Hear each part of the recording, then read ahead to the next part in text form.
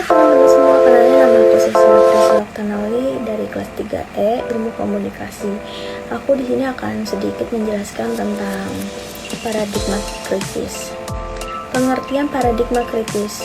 Paradigma kritis diartikan sebagai sebuah paradigma alternatif terkait kemasyarakatan yang tujuannya mengkritisi status quo yang ada di masyarakat serta memberikan alternatif pengetahuan untuk bisa menghasilkan tatanan sosial yang lebih baik.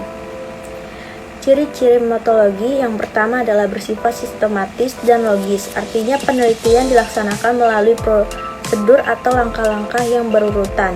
Yang kedua, bersifat ilmiah, artinya hasil penelitian harus bisa dipertanggungjawabkan serta bisa dibuktikan kebenarannya.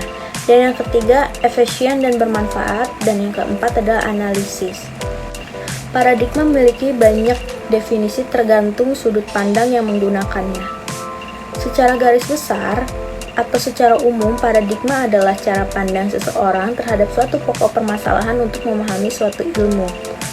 Paradigma terdiri dari beberapa paradigma, yaitu yang pertama paradigma fungsional atau positif, dan yang kedua paradigma interpretif, ketiga paradigma kritis, dan keempat paradigma modern. Contoh studi kasus yang saya ambil ada pada jurnal milik Adi Eko Priyono dengan judul Pendekatan Kritis tentang Hoaks. Di dalam paradigma kritis mengenai